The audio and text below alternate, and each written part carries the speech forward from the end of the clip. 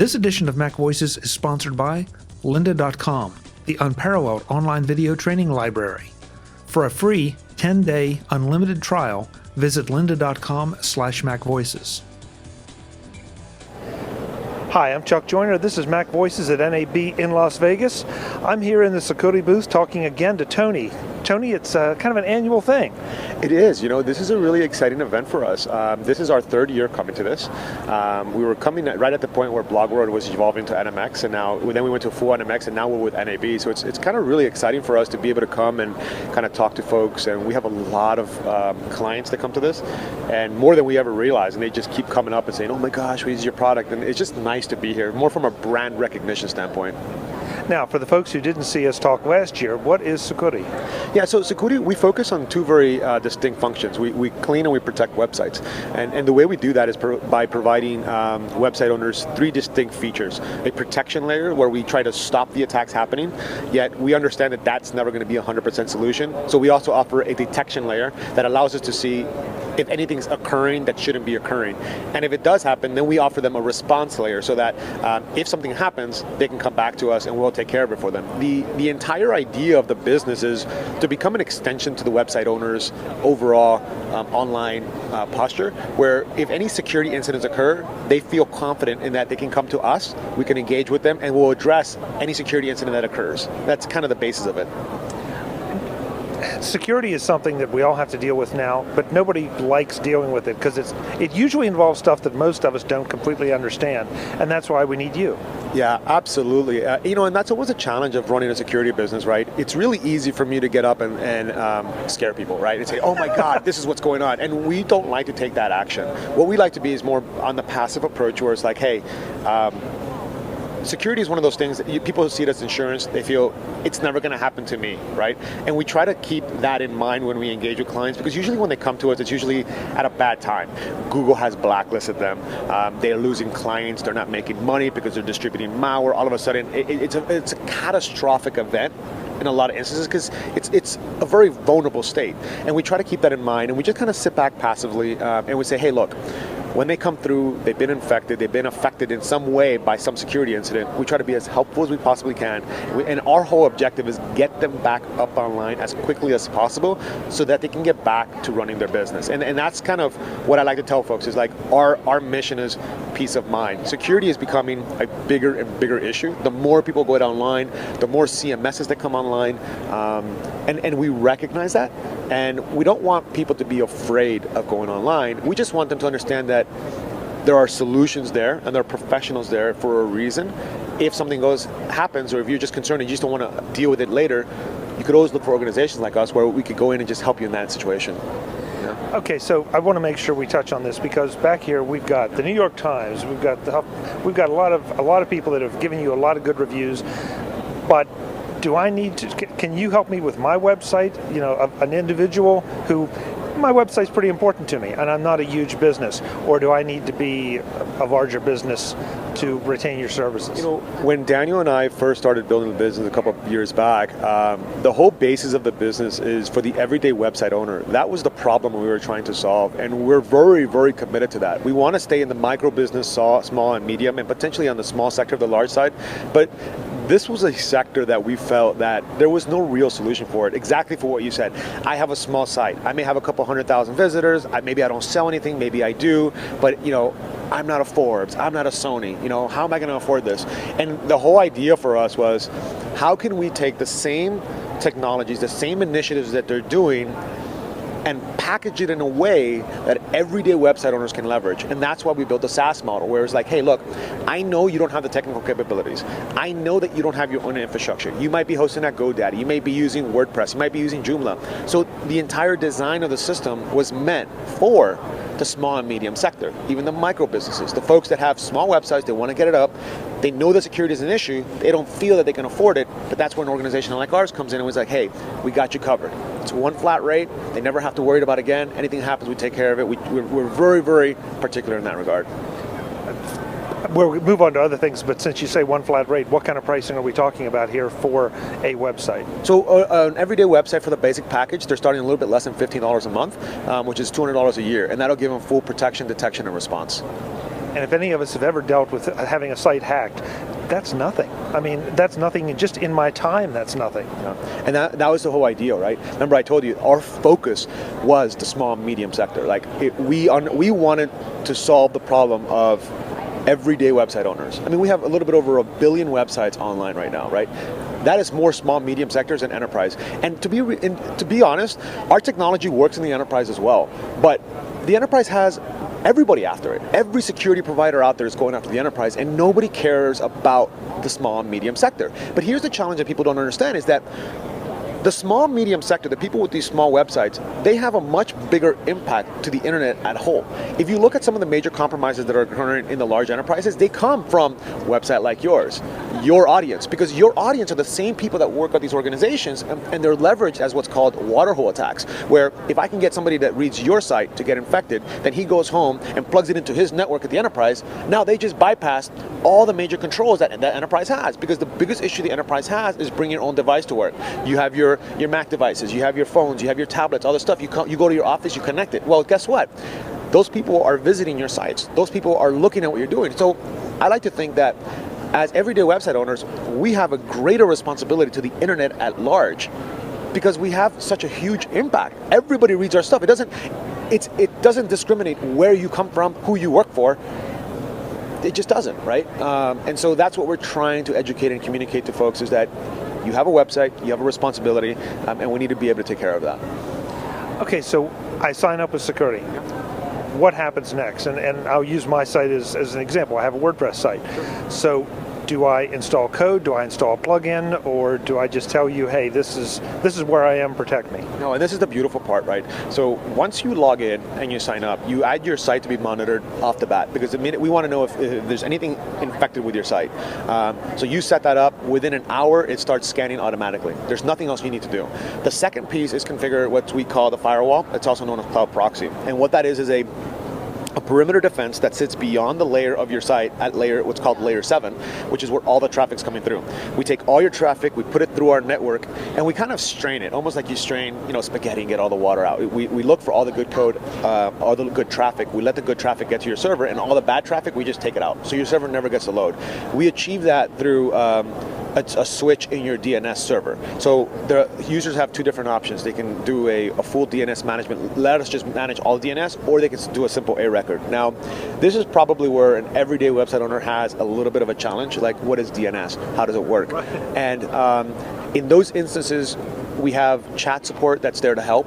We have a very robust ticketing system where, like, hey, we got you configured. Why don't you let me take on the rest of the configuration for you? Because again, our goal is to make it as simple as possible for the website owner. So we want them to engage with us. We want them to feel comfortable with us. Like the big initiative these days for us is humanizing security. We want you to realize that we are real people, just like you and the website owners. And so engage with us, talk to us. And I know that DNS might feel scary. I know that there might be issues. I know that the site might potentially go down, but we'll do everything we possibly can to get back up. The DNS is potentially, in my opinion, sometimes where everyday website owners get a little bit freaked out. They get a little worried and scared. But that's why we're doing everything we possibly can to streamline and automate that the best we can. But there's certain pieces we just can't, because you as a website owner have that access. So we just try to work with them the best we can. But once that happens, that's it. There's no installation, there's no configuration that they have to do. We do the rest for them. And it just starts working automatically. And then after that, they'll start getting weekly reports. Hey, the past 7 days, we scanned your environment. You have no issues. You're good to go. Okay, whew, peace of mind. And then the beautiful part is they can then log into their account and they can actually see the dashboard and all the different attacks that are occurring that they don't even know. And that's perhaps the biggest insight we get from folks is they never realized how many attacks they're getting until they see it. Because you don't see people trying to attack you or banging your door. Because you just have a website and you just, oh, okay, it's fine. The only thing that they might see are things known as brute force. And brute force is where they're trying to access your WP admin, for instance, on WordPress, or your Joomla administrator, and they're just trying to get in using your username and password. That's what everybody hears.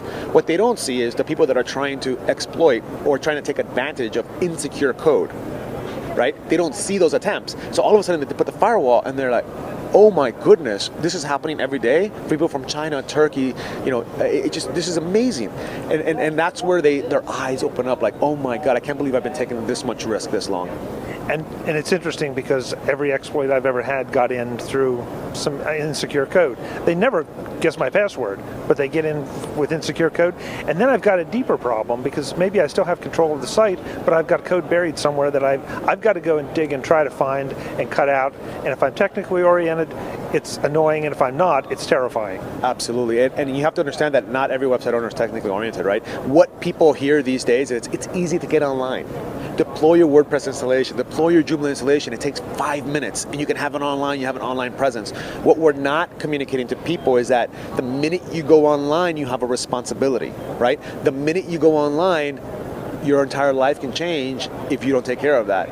And people will pay developers and designers, they'll get their website up, and all of a sudden, it's this idea of, oh, I never have to touch the site again. I just have to go and create my content, and that's just going to work. What they don't realize is that every day that passes, the code gets older, and insecure code gets introduced all the time. Not because the developer builds it insecurely, but just because what used to be good turns bad when somebody learns how to abuse it, and that's what you're fighting. It sounds simple to sign up. It sounds very secure. I love it. The one question, though, I know folks are going to ask is, who are you? Because now I'm about to turn the keys to the kingdom over to Sucuri, and what are your credentials, and how do I find you if something goes wrong? Yeah, that's a very good question, and that's one of the reasons that I've been making a huge push to humanize and put a face out there. So if you go to our website now, you'll see my face on there with my other founder, Daniel, right? And the whole idea behind that was we realized that security is scary, and that while I can't sit here and build a personal relationship with you, I want you to go to our site and feel these guys are just like us. They understand our challenges. But in terms of our backgrounds, for instance, Daniel, our actual founder, he's the one that has built a lot of this technology, and he's one of the foremost recognized leaders in website security today. Some of the organizations like SANS, which is a very well-recognized security institute, has recognized him as a thought leader in this space. He developed a product called OSEC, which is a host intrusion detection system, which was sold to Trend, and he was a chief scientist for Trend a couple years back, developing host intrusion at server levels, where he was managing 5,000-6,000 man servers across large enterprises. And that's the domain that he came from. My background, I was a defense contractor deploying enterprise applications for Department of Defense around the world. My last stint before we started working on Sucuri was deploying a capital asset system in Afghanistan for the Ministries of Defense and Interior. So from a background and credential standpoint, that's where we come from, and that is why we decided that we understand the enterprise, we understand that space, but what about everybody else that doesn't work in the millions of dollars range, right? That's a market that needed help, and when you look at it, for solutions that offer a complete package for what we're offering, they don't really exist, especially in an organization where we have built everything. So our biggest thing that folks need to understand is we're hyper paranoid about everything, which is why some folks will sometimes complain like, oh my God, your administration sucks, or oh my God, why is it so difficult to upgrade? Why don't you guys use these systems? Well, the reality is that we're so hyper paranoid, we don't use any third-party services in our system. With exception to billing and paying, that stuff is just too, PCI compliance, very complicated. We don't want to risk that. So all our technology was built by ourselves. We go through continuous scanning, we go through continuous audits, but we invest a tremendous amount of energy disclosing the information that we find. And the reason is because that is the core of what we are. We're trying to build relationships with end users. We're like, look, we'll give you everything you want. If you're technical enough where you think you can do it yourself, we encourage you to do it. All we're trying to build is thought leadership in the space, and from that we build relationships, and we say, and that's what people see us for. It's like, wow, I really trust Sucuri. They really mean well, and that is music to my ears because that is what we're trying to achieve. That's exactly. It's like going to your doctor, going to your broker.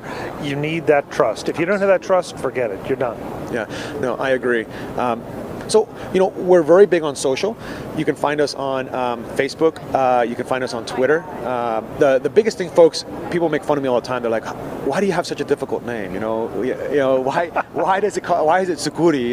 And why do you make it so difficult?" Yeah, it is, but it's actually kind of nice after 5 years of being in business that people know the name, right? They find us, and we enjoy that. We were able to build a brand out of this, and one that people really respect and admire, and that's awesome. I like that.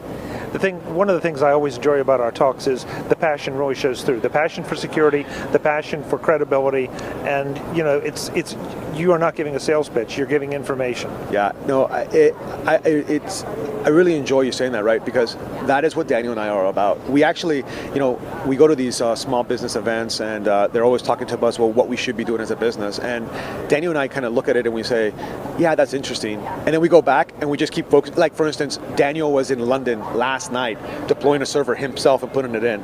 We're so paranoid that we want to understand every piece of the cycle of how stuff happens. We don't want to leave anything to chance. Now, that's maybe a little bit hyper paranoid, but that's okay. We enjoy doing that. And so I come to these events solely so that I can talk to clients. I was just telling you, right? It's my ability to touch people that use us or people that don't touch us so that I can understand the real problem. I think that a lot of organizations make a mistake where they start losing perspective when they don't hear the real problems. And for us, what Daniel and I are really trying to achieve is the problem of security for small website owners or for everyday website owners. Like, how can we solve that problem? And that's why you look at all the technology we've built. So we started off with, I think clients want to be able to detect the problem, right? And then that evolved into, well, now that they know they want the problem, I think they want to be able to solve it. And so we started doing remediation. And then after 2 years of doing that, we started thinking, well, I don't think that the client really cares about detection, and I don't think the client really cares about remediation. What they really care is that they don't want to get hacked at all. And so we built a firewall. And all that has come from our engagements. If we don't do this and we don't understand the real problem, we can't offer real solutions. And that is, for us, would be the most devastating thing. More than money, more than growth, more than exposure is if we're not really solving a problem that matters, then why are we doing this? Where do we send folks to sign up to learn all they need to know about Sucuri and to make their websites safe? Well, the easiest way is to go to our website, https Sucuri, SUCURI.net, or you can find us on Twitter at Sucuri, SUCURI_security. The other easiest way is just go on Google. You can mistype our name in all variations, and you'd be amazed how popular we are when we come up. Oh, that's great. That's good recommendation. Yeah. Tony, it's good to see you. Thanks so much. Thank you so much. Take care, guys. Folks, we'll have more from NAB in Las Vegas. I'm Chuck Joyner. This is MacVoices.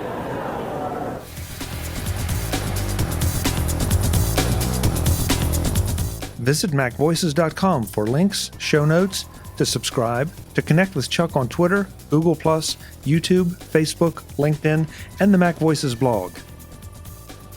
Subscribe to our weekly newsletter, the MacVoices Dispatch, to stay up to date on all the latest MacVoices news from our front page or at macvoices.com/newsletter.